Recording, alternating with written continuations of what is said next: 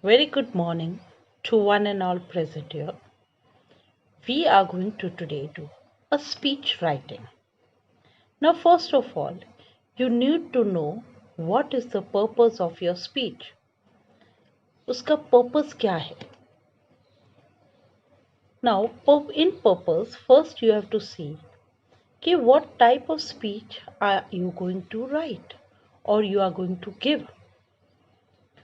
One speech can be just an explanation, which we usually give in our morning assembly. The other speech can be an argumentative speech, which is for and against. So that is where you have to put points according to it. Your third speech can be a persuading speech. It can be in time of events. It can be any leader giving the speech to persuade for votes. So it can be any other speech. Now, when you write a speech, you have to also keep your audience in mind, whom you are delivering the speech, जिसके सामने आप ये speech बोलेंगे. And you have to also keep in mind that how much knowledge they have about your speech. आपके topic के बारे में उनको कितनी knowledge है. Then is the format, the layout, how you are going to lay it out. And your third thing, which you have to keep in mind, is your style, the formal style, the standard English. Why? Because you are going to do your speech writing in English. So, your style, what type of it should be, that you have to keep in mind. Now, in the format of the speech, usually when we write a speech, we have a heading and then the introduction, body, and conclusion. But you have to use a lot of vocabulary, lot of knowledge. You have to put in your organizational skills in your speech writing. Now, when you are writing a heading of the speech, keep in mind that your heading should not be more than 5 to 6 words. It should be short and crisp. Yes, you can make it creative, but do not spend your time only writing the heading during the exam. Then we have the introduction or the opening line. Now, usually, when it is the opening line, you have to start mostly with a greeting, like respected principal or good morning, one and all present here. Today, I stand before you to deliver the speech on the topic, and then whatever topic is given in your question.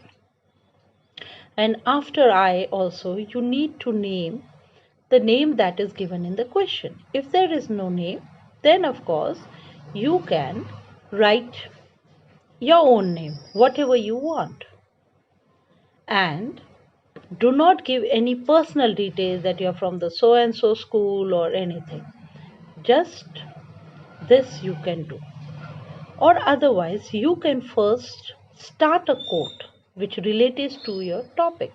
You can start with the quote and then you can put in the greeting and write this thing.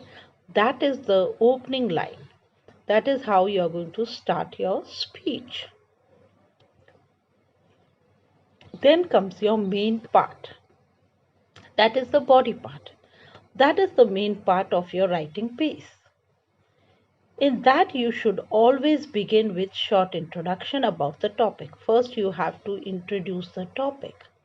What is the topic about? What are you going to write on it?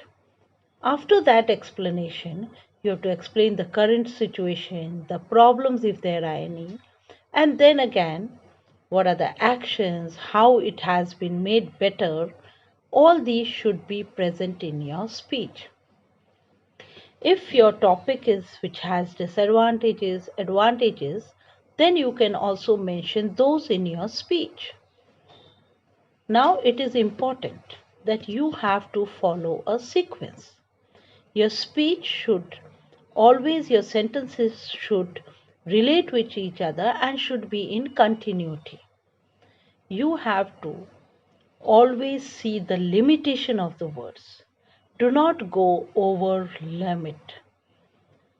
Most important that whenever you start your speech, it should always start with the strongest point and end with the strongest point. And you can put in the weaker ones in the middle. You can even give your own opinion, your suggestions in one or two lines. But always stick to the word limits given in your speech. Do not go over it.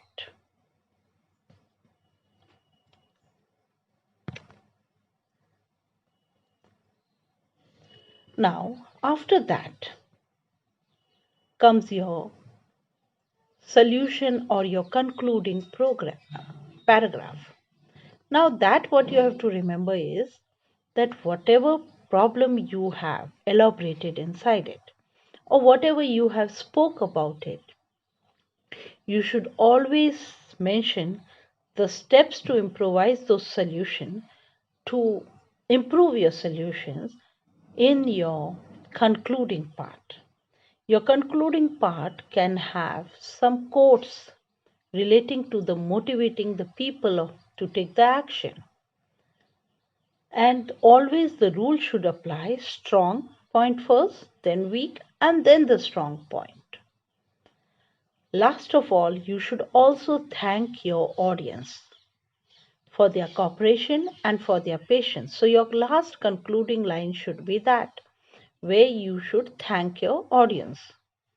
It is very important to conclude what you have started. और जो आपने start किया है उसका ज़रूरी है कि आप उसे कंक्लूड करें. कभी भी never leave the speech open ended. कभी भी ऐसे खुला कभी मत सोचिए. Always whatever you have start, that should be closed. So it should be a closed ended ending. Now, what are the things that you should always remember when you write a speech? First, you should use the language which should be simple and should be understandable by the audience. You should not use any complex vocabulary when you are even addressing the children, because that is not advisable, because the children will not understand what you want to say. You should use quotes, that is highly recommended. Quotes can be used at the starting and at the ending. And of course, when you use in the middle, it's always fine. Your speech should always be written in paragraphs. Your body part can be split into two or more paragraphs. Now, to write speeches, keep on reading many samples. That is the main part. You should read newspapers where the speeches are written, the newspaper editorials, samples, all that you should keep on reading. Because if you keep on reading, it will give you more ideas to write and present nicely. Then another thing that you have to keep in mind is that even when you are writing, first as you read the topic, jot down your points in a rough sheet. In your exams question paper, you can write those topics at the last page and write rough work there. And these points then you should use in sequence to write your speech. Your presentation should be very good, that is more important. You have to also check your grammatical structure and spellings because they also carry marks. And when you are writing paragraphs, at least leave one line because then that makes it to look clean. It will look more cleaner.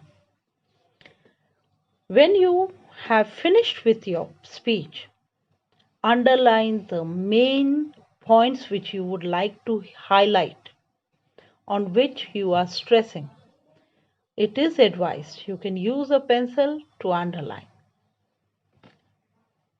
And always use general quotes in Hindi. You should have some general quotes, some quotations. They will help you in presentation and show that how you are prepared for the speech. So we end here for with our speech writing.